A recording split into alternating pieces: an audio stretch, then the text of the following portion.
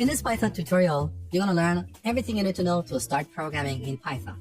If you want to learn Python programming for data science, machine learning, or web development, this Python tutorial is the perfect place to learn Python.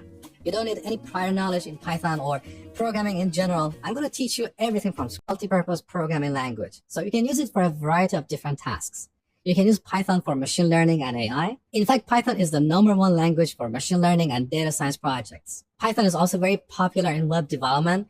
Using Python and a framework called Django, you can build amazing websites. Here are 5 websites powered with Python and Django: YouTube, Instagram, Spotify, Dropbox, and Pinterest. You can also use Python in automation. With Python, you can save your time and increase your productivity by automating repetitive tasks. So why are you learning Python? Are you learning it for automation, for data science, or web development?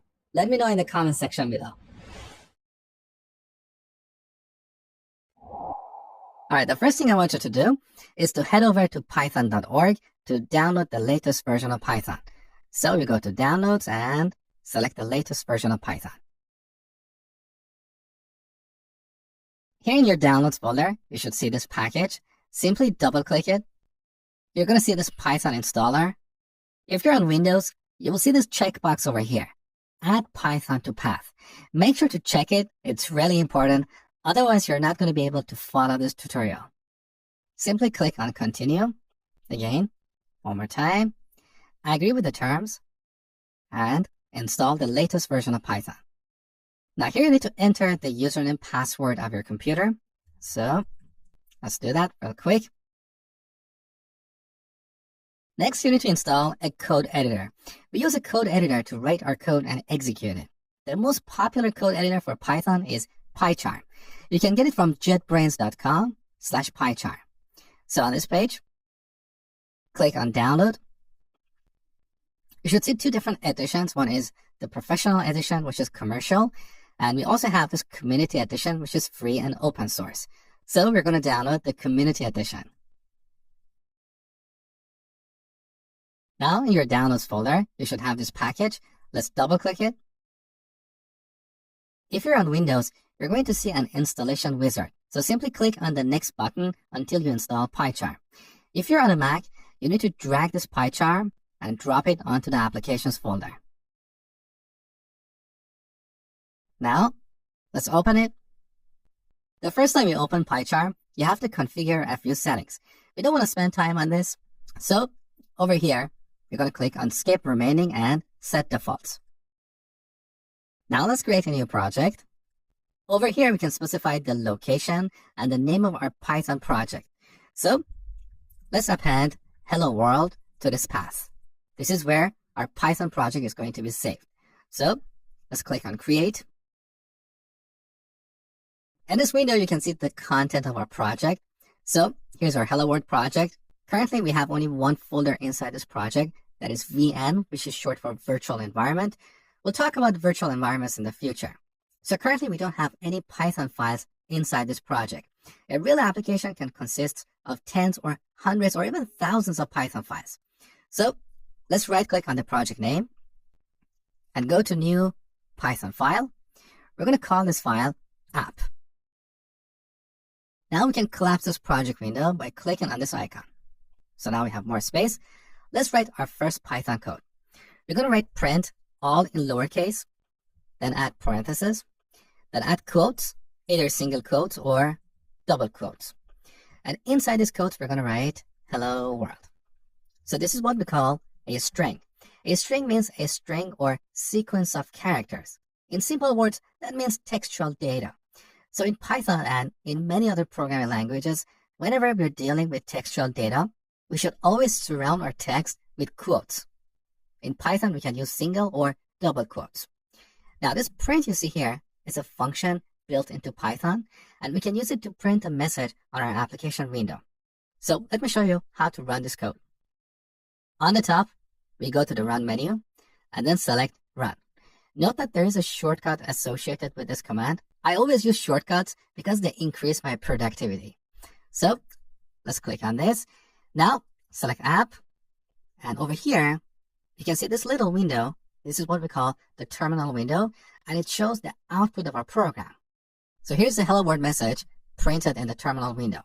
Now, as you learn more Python, you will learn how to build applications that have a graphical user interface. That's an advanced topic, so for now, let's not worry about it.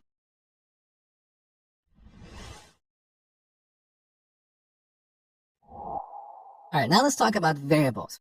We use variables to temporarily store data in a computer's memory. For example, we can store the price of a product, or someone's name, their email, their age, and so on. Let me show you.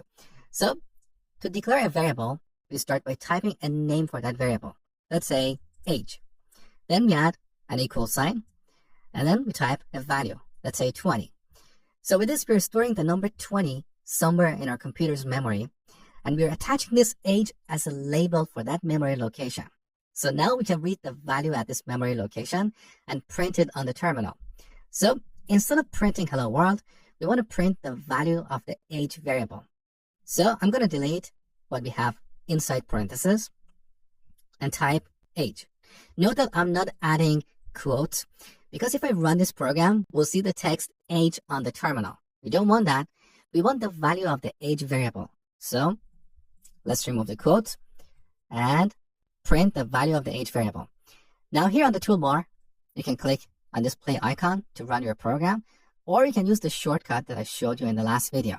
So the shortcut is over here. On a Mac, that's Control, Shift, and R. So there you go. Now you can see the value of the age variable. Now we can also change the value of a variable. For example, on line 2, we can set age to 30. Now when we run our program, we see 30. So as you can see, our program gets executed from top to bottom. So this is how we can declare and use a variable. Now let's look at a few more examples. So I'm going to declare another variable called price and set it to 19.95. So in Python, we can use numbers with a decimal point or whole numbers. We can also declare a variable and assign it a string value. So let's say first underline name. So if you want to use multiple words in the name of a variable, we should separate them using an underscore. This makes our code more readable. See what would happen if I didn't use this underline. This is not easily readable. So we always separate multiple words by an underscore. Now we set this to a string. So we can use single quotes or double quotes. Let's say mosh. We also have a special type of value called a Boolean value, which can be true or false. That is like yes or no in English. Let me show you. So I'm going to declare another variable called isOnline and set it to true. We could also set it to false. What we have here is called a Boolean value. Now note that Python is a case-sensitive language, so it's sensitive to lowercase and uppercase letters. In this case, if I use a lowercase f, you can see an error over here because this is not recognized in Python. So false with a capital F is a special keyword in Python that represents the Boolean false value. So this is how we can declare and use variables in Python. Alright, now here's a little exercise for you. Imagine we want to write a program for a hospital. So we're going to check in a patient named John Smith. He's 20 years old and is a new patient. I want you to declare a few variables to store these values. Use the comment box below to share your code with others.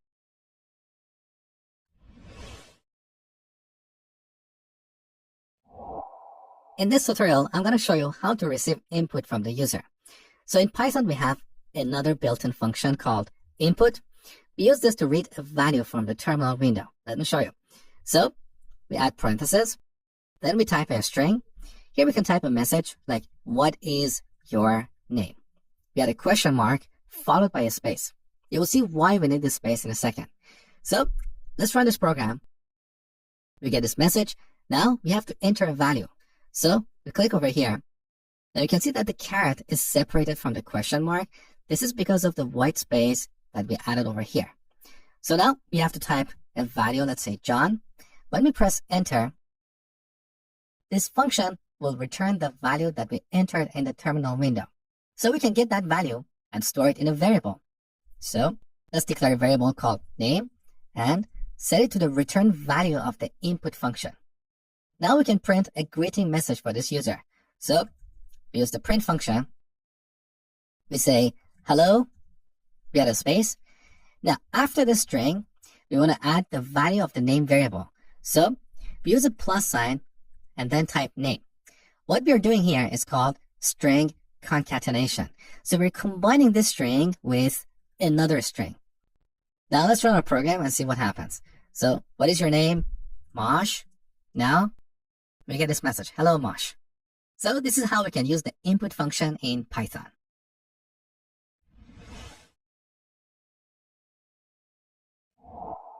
You have learned about the three types of data in Python. We have numbers, strings, and booleans. Now there are times you want to convert the value of a variable from one type to another. Let me show you. So we're going to use our input function to read the user's birth year. So enter your birth year. Now this input function is going to return a value, so we can store it in a variable called birth underline year. Okay? Now let's write code to calculate the age of this user. So we write an expression like this. Currently we are in the year 2020. So 2020 minus birth year. This expression or piece of code is going to produce a value. So once again, we can store that value in a variable. Let's call that variable age. Now let's print age on the terminal. Let's run our program and see what happens. So my birth year is 1982. Enter. Oops, our program crashed. So whenever you see this red message, that indicates an error. So this error occurred in this file. That is our app.py on line 2. Right below that, you can see the piece of code that generated this error. So that is this expression, 2020 minus birth year. Now below that, you can see the type of error. So here we have unsupported types for subtraction. We have int and stir. What are these? Well, this int is short for integer, and that represents a whole number in programming. So 2020 is an example of an integer. Now birth year is an example of a string, because whenever we call the input function, this function will return a value as a string, even if we enter a number. In other words, when I entered 1982, this input function returned a string with these characters, 1982. So this string is different from the number 1982. They're completely different types. So in this case, let me delete these lines. The reason we got this error is that we tried to subtract a string from an integer. So our code looked like this, 1982. Now Python doesn't know how to subtract a string from an integer. So to solve this problem, we need to convert this string to an integer. Now in Python, we have a bunch of built-in functions for converting the types of our variables. So we have this int function. We can pass our birth year to it, and this will return the numeric representation of the birth year. So to solve this problem, we need to replace the string with the int function. So let's see what's going on here. On the first line, we call the input function. This returns a string. On the second line, we pass the string to our int function. The int function will return the numeric representation of the birth year. Then we subtract it from 2020. We get the age and store it in the age variable. Now let's run our program. So 1982, and there you go. I'm 38 years old. So this is how the int function works. Now we also have another built-in function called float. That is for converting a value to a floating point number. A floating point number in Python and other programming languages is a number with a decimal point. So 10 is an integer and 10.1 is a float. So we have int, we have float, and we also have bool for converting a value to a boolean. And finally, we have stir for converting a value to a string. So these are the built-in functions for converting the type of our variables. Now here's a little exercise for you. I want you to write a basic calculator program. So here we have to enter two numbers. We can type a whole number or a number with a decimal point. And then our program will print the sum of these two numbers. So pause the video, spend 2 minutes on this exercise, and then see my solution. All right, first we're going to call our input function to read the first number. We get the result and store it in a variable called first. Now, let's declare another variable called second and read the second number. Now, we calculate the sum, so that is first plus second. Now let's see what happens when we print sum on the terminal. So I enter 10 and 20, but instead of 30, we get 1020. This is because we're combining or concatenating two strings. So, as I told you before, the input function returns a string.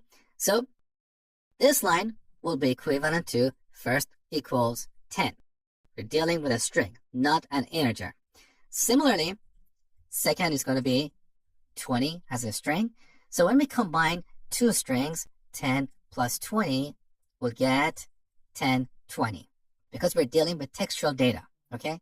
So to solve this problem, we need to convert the values we read to their numeric representation. So over here, we're going to pass first to our int function, and here as well. Now let's run our program. So we enter 10 and 20, we get 30. What if we enter a floating point number? So 10.1 and 20. We got an error. So to solve this problem, we need to treat both these values as floats. So instead of the int function, we're going to use the float function. Now, let's run our program one more time. We enter a whole number and a floating point number. So the result is correct. Now, let's add a label over here. So sum is plus sum. Let's run our program one more time. 10 and 20. Once again, we got an error. The error is saying that Python can only concatenate strings, not floats to strings. So on line 4, we have a string. We're concatenating this with a float because the result of this expression is a floating point number. We're adding two floats, so the result is a float as well. So Python doesn't know how to evaluate code like this. It doesn't know how to concatenate a float to a string. To solve this problem, we need to convert sum to a string. So this is where we use the stir function. Now, let's run the program again. So 10 plus 20.1, and here's the result. And one last thing. In this example, I'm calling the float function. At the time, we want to calculate the sum of these two numbers, but this is not a requirement. You can call the float function over here. So this input function returns a string. We can pass that string to our float function. Take a look. So float, parentheses, like this. So the value that we're passing to the float function is the value that is returned from the input function. Similarly, we call the float function over here. Now, we can change this expression to first plus second. That is another way to write this piece of code. So type conversion is important in Python and other programming languages. There are times you need to convert the type of a variable to a different type.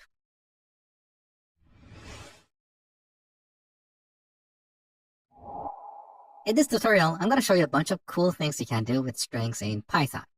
So let's start by declaring a variable called course and set it to Python for beginners. Now this string that we have over here is technically an object. And an object in Python is like an object in the real world. As a metaphor, think of the remote control of your TV. This remote control is an object and it has a bunch of capabilities. It has a bunch of buttons for turning your TV on, turning it off, changing the volume, and so on. Now in this program, this course variable is storing a string object. This string object has a bunch of capabilities. So if you type course dot, you can see all the capabilities available in a string object. These are basically functions that you can call, just like the print or input functions. The difference is that the print and input functions are general purpose functions. They don't belong to a particular object. But the functions you see over here are specific to strings. Now, more accurately, we refer to these as methods. So when a function is part of an object, we refer to that function as a method. So let's look at a few examples. Here we have a function or a method called upper, and we use that to convert a string to uppercase. So if we print course.upper and run this program, we can see our course in uppercase. Pretty useful. Now, what you need to understand here is that this upper method does not change our original string. It will return a new string. So right after this, if we print course, we can see that our course variable is not affected. So the upper method returns a new string. Now, similarly, we have another method called lower for converting a string to lowercase. We have a method called find to see if our string contains a character or a sequence of characters. For example, here we can pass y, and this will return the index of the first occurrence of y in our string. So, in Python, the index of the first character in a string is 0. So here we have 0, 1, 2, 3, 4, and so on. So when we run this program, you're going to see 1 on the terminal because the index of y is 1. Take a look. First, I'm going to delete this line. We don't need it anymore. Also, let's delete this line. Let's run the program. There you go. Now, as I told you before, Python is sensitive to lowercase and uppercase letters. So if I pass an uppercase y here, this find method returns -1 because we don't have an uppercase y in this string. We can also pass a sequence of characters, for example, 4. So this will return the index of the word 4. Take a look. So it's 7. Now, there are times we want to replace something in a string with something else. To do that, we use the replace method. Replace. So we can replace 4 with a string containing the number 4. Take a look. So Python for beginners. Obviously, if you look for a character or a sequence of characters that don't exist in our string, nothing is going to happen. For example, if we try to replace x with 4, obviously we don't have x here, so nothing is going to happen. Also, just like the upper method, the replace method is not going to modify our original string, so it's going to return a new string. This is because strings in Python and many other programming languages are immutable. We cannot change them once we create them. Whenever we want to change a string, we'll end up with a new string object in memory. Now, one last thing I want to cover in this tutorial. There are times you want to see if your string contains a character or a sequence of characters. One way to do that is using the find method that we talked about. So let's see if our string contains Python. Now, when we run this program, that is the index of the first occurrence of the word Python in our string. Now, in Python, we can also use the in operator. So we can write an expression like this. We type a string, Python, then we type in. This is a special keyword in Python. This is what we call the in operator. So after that, we type the name of our variable. So with this expression, we're checking to see if we have Python in course. As you can see, Python code is very readable. It's like plain English. So when we run this program, instead of seeing the index of the first occurrence of Python, we see a Boolean value. This is more desirable in a lot of cases. Next, we're going to look at arithmetic operations.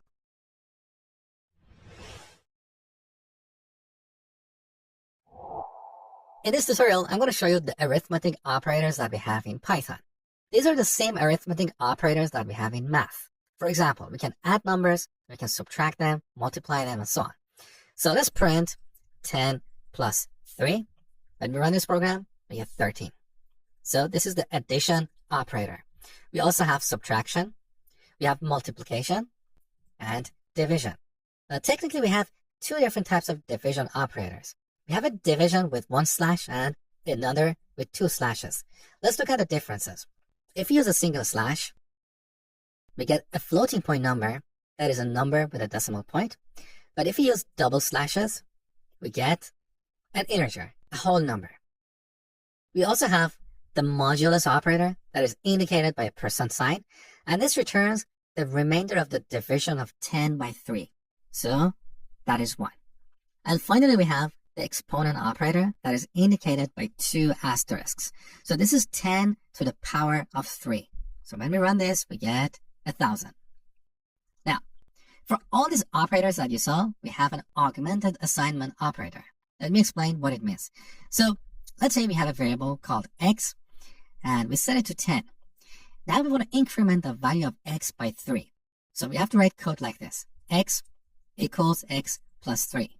When Python executes this code, it's going to evaluate this expression or this piece of code.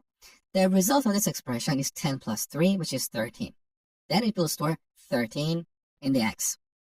Now there is another way to achieve the same result using less code. We can type X plus equal 3. What we have on line 3 is exactly identical to what we have on line 2. So what we have here is called the augmented assignment operator. So we have this assignment operator, but we have augmented or enhanced it.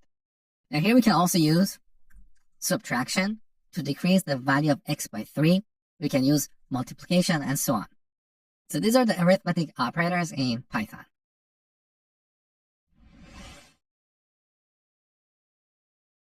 All right, let me ask you a question. I'm going to declare a variable called X and set it to 10 plus 3 times 2. What do you think is the result of this expression? This is a basic math question that unfortunately a lot of people fail to answer. The answer is 16. Here's the reason. In math, we have this concept called operator precedence, and that determines the order in which these operators are applied. So multiplication and division have a higher order, so this part of the expression gets evaluated first. So 2 times 3 is 6, and then the result is added to 10. That is why the result of this expression is 16. Now, in Python, operator precedence is exactly like math, but we can always change it using parentheses. For example, in this expression, if we want 10 plus 3 to be evaluated first, we can wrap it in parentheses. So, like this. Now, when we execute this code, we're going to see 26 because 10 plus 3 is 13, and that divided by 2 is 26. Let's verify this. So print X, and we get 26.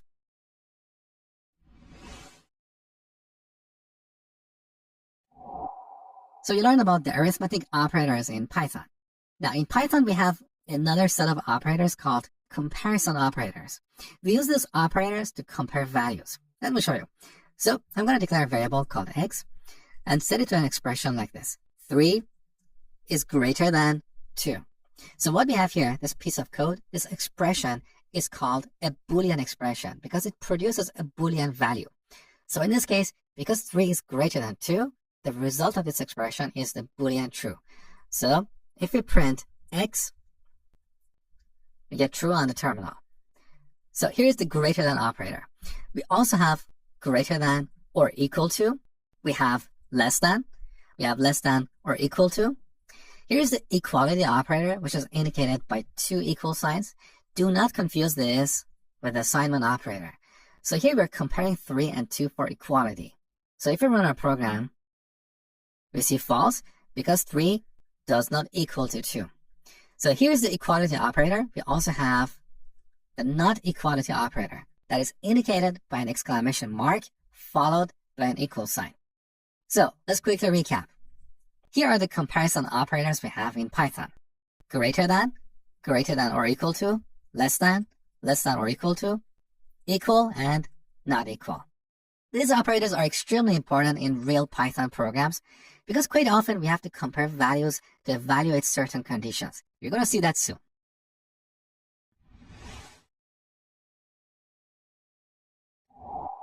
In Python, we have another set of operators called logical operators. We use these operators to build complex rules and conditions. Let me show you. So I'm going to declare a variable called price and set it to 25. Now let's print a Boolean expression like this. Price is greater than 10. Now let's say we want to check to see if the price is between 10 and 30. This is where we use the logical AND operator. So we type AND, and right after that we type another Boolean expression. So price less than 30. So with this AND operator, if both these Boolean expressions return true, the result of this entire expression will be true. Take a look. So in this case, we get true because the price is between $10 and $30. We also have the OR operator. With the OR operator, if at least one of these Boolean expressions returns true, then the result of this entire expression will be true. To demonstrate this, I'm going to change price to 5. Let's see how Python is going to execute this code. So first, it's going to look at this Boolean expression. Is price greater than 10? No, it's not. So it will keep going. Then it will look at the second Boolean expression. Is price less than 30? It sure is. So the result of this entire expression will be true. Take a look. There you go. We also have the not operator, which basically inverses any values that you give it. Let me show you. So we're going to have one Boolean expression, price greater than 10.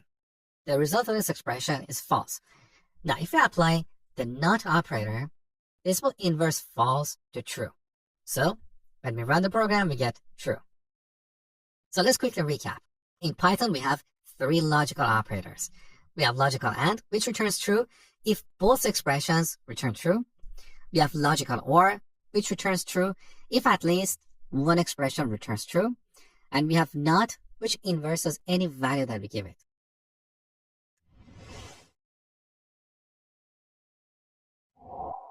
In this tutorial, we're going to talk about if statements in Python. We use if statements to make decisions in our programs. For example, we can declare a variable called temperature, and depending on the value of this variable, we can print different messages on the terminal. Let me show you. So here's our temperature variable. We set it to 35.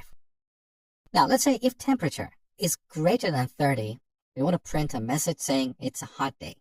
So we type if, then we type a condition, and this is where we use our comparison operators. So we type temperature greater than 30. Then, so we had a colon, and see what happens when I press enter now. The caret is indented, and this represents a block of code. So the code that we write over here will be executed if this condition is true. Otherwise, it's not going to be executed. Let me show you. So we're going to print it's a hot day. And by the way, note that here I've surrounded the string with double quotes because here we have a single quote as an apostrophe. So I couldn't declare a string like this with single quotes. If I typed it's a hot day, look, Python gets confused because it thinks this single quote represents the end of our string, so it doesn't recognize the subsequent characters. Okay, so that's why we use double quotes here, so we can have an apostrophe in our string. So it's a hot day. Now, if I press enter again, the caret is indented, so the code that we write here will be part of our if block, and it will get executed if this condition is true. So here we can print a second message, drink plenty of water. Now to terminate this block, we press enter and then press shift and tab. The caret is no longer indented, so the code that we write here will always get executed no matter what, whether this condition is true or not. Now, in C-based programming languages like C++, C#, Java, and JavaScript, we represent a block of code using curly braces. So you start a block of code using a left brace and then end it using a right brace. In Python, we don't have curly braces, so we use indentation to represent a block of code. Okay? So in this case, these two lines are indented, and that means they are part of this block of code. Now, let's run the program and see what happens. So we see these two messages because the temperature is greater than 30. Now, if I change the temperature to 25 and run the program again, we don't see anything, okay? Now, after this block, let's print done. Because this code is not indented, it will always get executed. It's not part of our if block, okay? So take a look. Here's the done message. Now, let's add a second condition. So if temperature is not greater than 30, that means it's less than or equal to 30. So I'm going to add a second condition. So if the temperature is between 20 and 30, I want to print it's a nice day. So here we type elif, that is short for else if, and here we type a second condition. So temperature greater than 20. We add a colon, press enter, now we have a new block. So here we can print it's a nice day. So if this condition is true, that means the temperature is greater than 20 and less than or equal to 30. Now what we have here is called a comment. That is why it's grayed out. It's not real code. It's just some note that we add to our program. Python is not going to execute this. So whenever we type a pound sign, what we have after is treated as a comment, okay? So if this condition is true, Then we're going to see this message on the terminal. Let's run our program and verify this. There you go. The temperature is 25. That's why we see this message. Now we can have as many conditions as we want. There are no limitations, okay? So let's add another condition. Elif temperature is greater than 10, then we're going to print it's a bit cold. Now in this case, if this condition is true, that means the temperature is greater than 10 and less than or equal to 20. Now finally, if the temperature is less than 10, let's print a message saying it's a cold day. So here we type else, then we add a colon, and now we have a new block. So this code will get executed if none of the above conditions are true. So here we can print it's cold.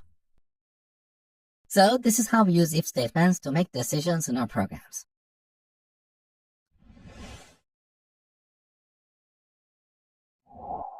Here's a great exercise for you to practice what you have learned so far. I want you to write a weight converter program like this. So this program is asking me my weight. I enter 170. Next, it's asking me if the weight is in kilograms or pounds. So I can type K for kilograms or L for pounds. I can type a lowercase l or an uppercase L. It doesn't matter. So let's go with a lowercase l. Now it tells me weight in kilogram is 76.5. So go ahead and spend 5 minutes on this exercise. You can use the comment box below to share your code with others. And then when you're done, come back see my solution. So first we call our input function to ask the first question, weight. We get the result and store it in a variable called weight. Next we call the input function one more time to ask the second question. Is this in kilogram or pounds? We get the result and store it in a variable called unit. This is where we're going to use an if statement. So we want to check to see if unit equals K. Then we should convert the weight to pounds and print it on a terminal. However, with this code, if I type a lowercase k, this condition is not going to be true because earlier I told you that Python is a case-sensitive language. So we need to convert this string to uppercase. Earlier we talked about string methods.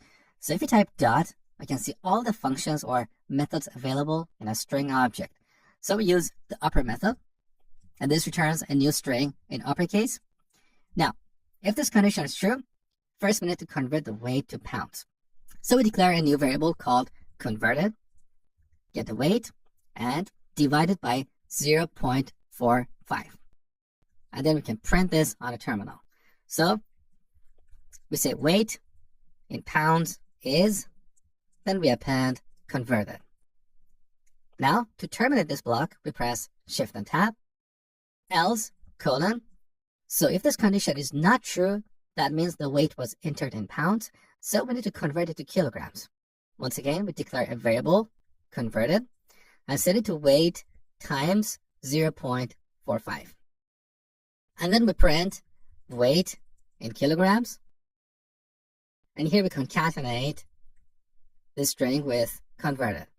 All right, now we need to terminate this block. So we press enter, then Shift and Tab. Good. Now if we run this program, we're going to see an error. Let me show you. So let's run it. Here I'm going to enter 170. Then I type a lowercase l. Okay, here's an error.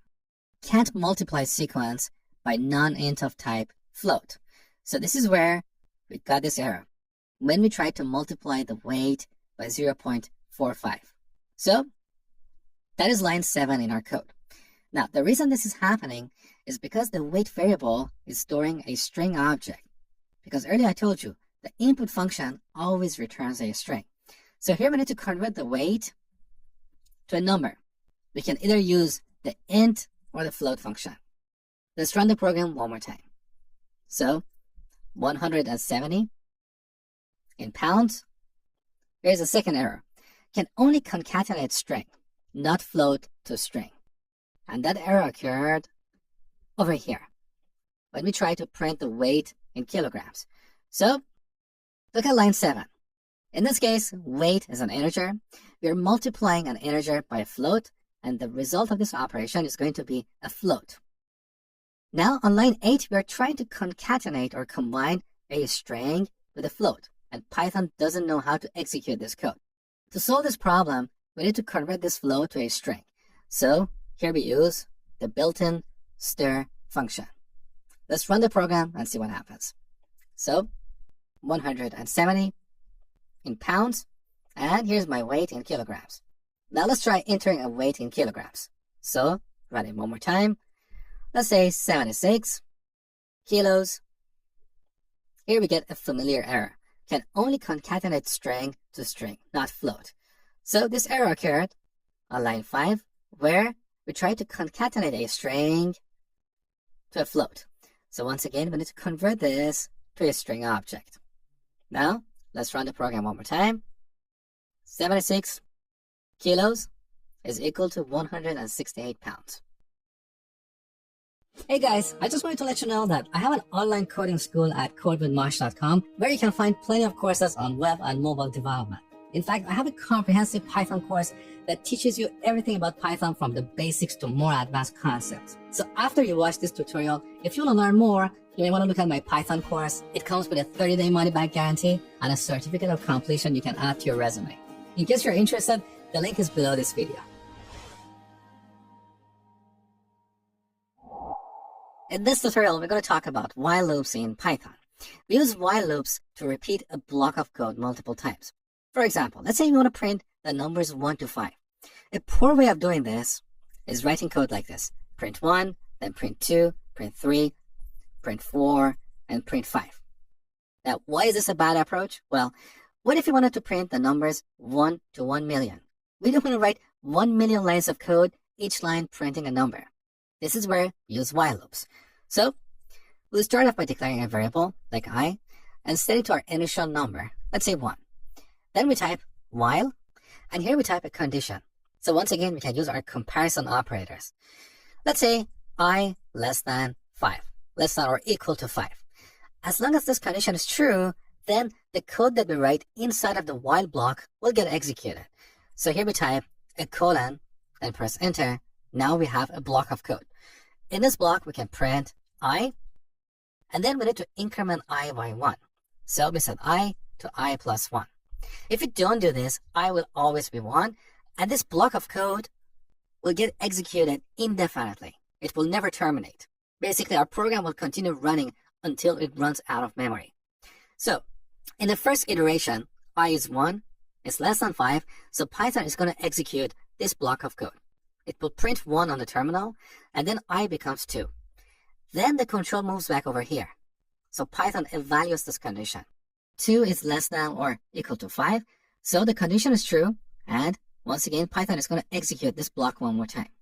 In the second iteration, we're going to see 2 on the terminal, and then I will become 3. So this will continue until this condition is no longer true. Let me show you. So let's run this program. Now we see the numbers 1 to 5. So this is the beauty of while loops. I can easily change 5 to 1,000. And by the way, I'm separating these 3 digits using an underscore. This makes my number more readable. We don't have to add this, but it just makes our code more readable. So let's run the program. Now we see the numbers 1 to 1,000. It's much easier than 1,000 lines of code, each printing a number. Okay? Now let me show you something really cool. So I'm going to change this to 10.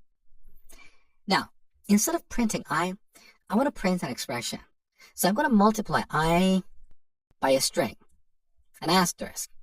Now, you might be confused here, because earlier I told you that in Python, we cannot concatenate a number to a string. But here I'm using the multiplication operator. Well, this is different. We can multiply a number by a string, and this will repeat that string based on the value of that number. So if I is 1, we're going to see 1 asterisk. If I is 5, we're going to see 5 asterisks. Let me show you. So when we run this program, we see this triangle shape because in the first iteration, I is 1. So we see 1 asterisk. In every iteration, I is incremented by 1. So we see 1 extra asterisk. And finally, in the last iteration, I is 10. And we see 10 asterisks on the terminal.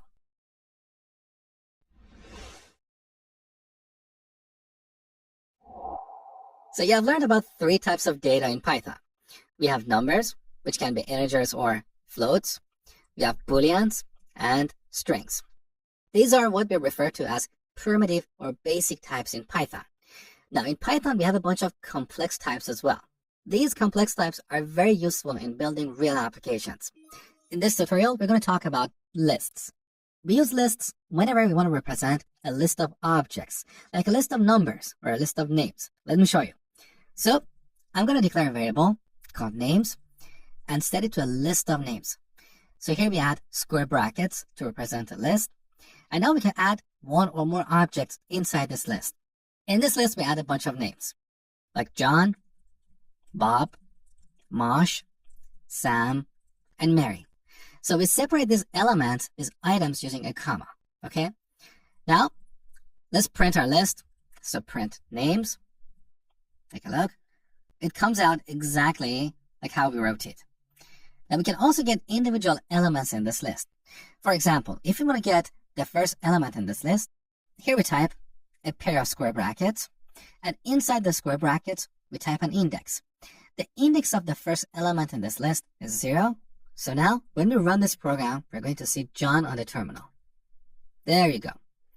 Now, in Python, we can also use a negative index. This is a feature that I personally have not seen in other programming languages.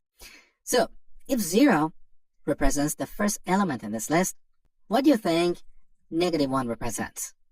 It represents the last element in this list. Let's verify it. So, let's run the program, and here's Mary. What about -2? Well, that represents the second element from the end of the list. So, let's run the program, and here's Sam. Now, we can also change an object at a given index.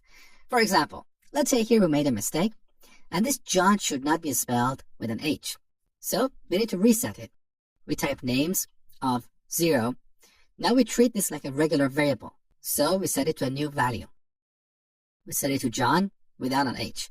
Now let's print our list. And here's our updated list. Beautiful. We can also select a range of values. For example, let's say we're only interested in the first 3 names. So over here, we type square brackets. And here we need to type 2 indexes, a start index and an end index. Our start index is 0 because we want to start from here. And our end index is going to be 0, 1, 2 plus 1. That's going to be 3. So we add a colon 3. So Python is going to return all the elements from the start index up to the end index, but excluding the end index. So it's going to return the elements at index 0, 1, and 2. Take a look. Here are the first 3 names. And by the way, this expression does not modify our original list. It returns a new list. So right after this print statement, if we print our original list, we can see that it's not changed. So this is how we use lists in Python.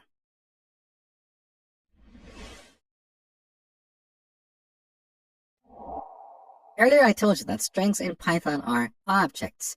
Objects in programming are kind of like objects in the real world, like your mobile phone, your bicycle, the remote control of your TV, and so on. They have certain capabilities. So if we type a string here and then press dot, we can see all the functions or methods available in a string object in Python. Now, lists are also objects. So they have a bunch of methods for adding items, for removing them, and so on. Let me show you. So I'm going to declare a list of numbers. Let's say 1, 2, 3, 4, and 5. Now, to add a new element at the end of this list, we can use the append method. So we type numbers.append, and here we type 6. Now, let's print our list. So here's our updated list. Beautiful. Now, what if you want to insert a number somewhere in the middle or at the beginning? For that, we use the insert method. So we're going to call the insert method. Now, on the top, go to the view menu and look at parameter info. Look at the shortcut. On a Mac computer, it's Command and P. On Windows, it's probably Control and P. If we use this shortcut, we can see the values that this method expects. So the first value that this method expects is an index value, and the type of this value is an integer. So if I want to insert a value at the beginning of this list, I should pass 0 as the index of the first element, right? So let's pass 0. Now, the second value is highlighted. So the second value is an object, and the type of this is t. That basically means this can be any type. We can pass a number, we can pass a boolean, we can pass a string, we can pass a list, or any type of objects in Python. So I'm going to pass -1. Now let's run our program. You can see -1 appeared at the beginning of our list. We also have a method for removing items. So let's call remove 3. Let's run the program. 3 is gone. We only have 1, 2, 4, and 5. Now, if you want to remove all the items in the list, we call the clear method. So clear. This method doesn't expect any values. So let's run our program. Our list is empty. Now, sometimes you want to know if a given item exists in our list or not. To do that, we use the in operator. So let's remove this line. Instead of printing our numbers list, I'm going to print an expression. 1 in numbers. So here we're using the in operator. We're checking to see if 1 is in the numbers list. So this is a Boolean expression. It returns a Boolean value. Take a look. So we get true. Obviously, if we search for a value that doesn't exist in this list, like 10, we get false, okay? Now finally, there are times you want to know how many items you have in a list. To do that, you can use the built-in len function. So let's print len of numbers. So len is a built-in function, just like the print function. That is why it's highlighted as purple. It returns the number of elements in a list. Take a look. So we have 5 elements in this list.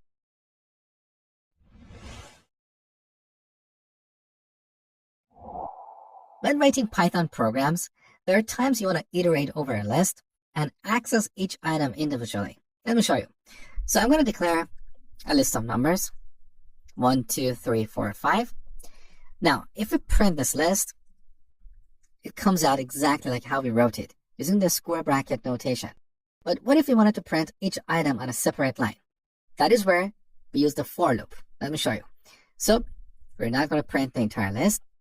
Instead, we're going to type for. Now we declare a variable, which is called a loop variable. Let's call it item. Then we type in numbers. Next, we add a colon to start a block of code. So this is what we call a for loop.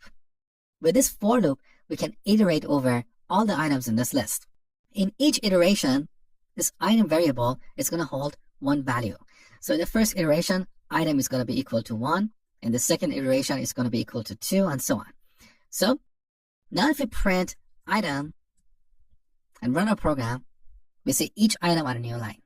So this is how we use a for loop. Now we could also achieve the same thing using a while loop, but our code would be a little bit longer. Let me show you.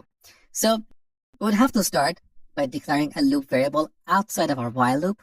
Let's say I, we set it to 0. Now we say while I is less than. Here we need to find out how many items we have in this list. So we use the len function, len of numbers. So as long as I is less than the length of the list, print. Now we can use the square bracket notation to get the element at this index. So numbers of I. Now we need to increment I by 1. So I equals I plus 1. Let's run the program and see what we get. So we get the numbers 1 to 5. These are coming out from our for loop. And then we get the numbers 1 to 5 one more time. These are coming out from our while loop. Now, if you compare these two approaches, you can definitely see that the implementation using the for loop is shorter and easier to understand. We don't have to use the square bracket notation. We don't have to call the len function. We don't have to declare a variable, a loop variable, and then increment it explicitly. So with the for loop, in each iteration, the item variable will automatically hold one value in this list.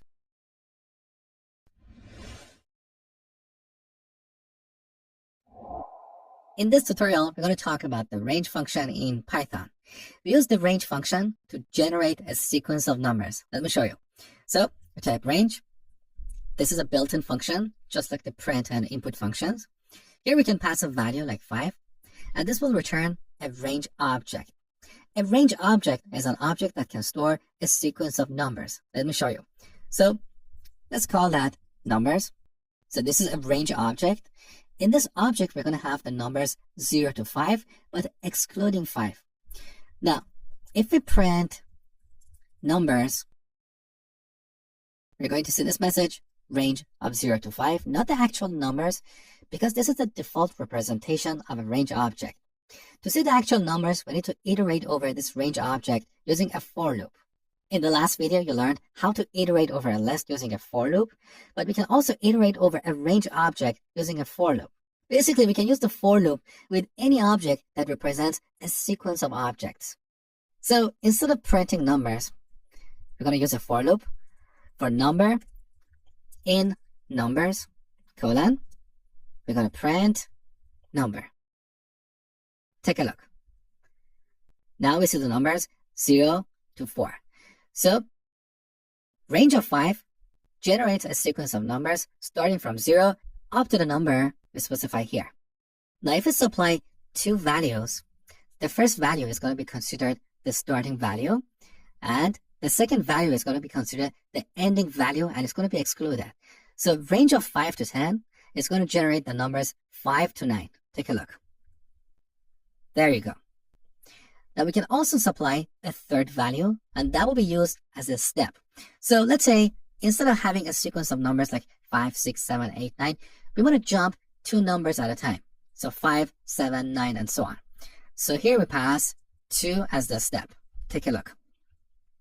So we get these odd numbers, 5, 7, and 9. So this is the range function in Python. Like quite often, you see the range function used as part of a for loop. Because we don't really need to store the result in a separate variable, we can call the range function right here, where we're using the numbers variable. So we can type range of 5, and this will return a range object holding the numbers 0 to 4. Take a look. There you go. So we don't really need to store the result in a separate variable like numbers. There you go.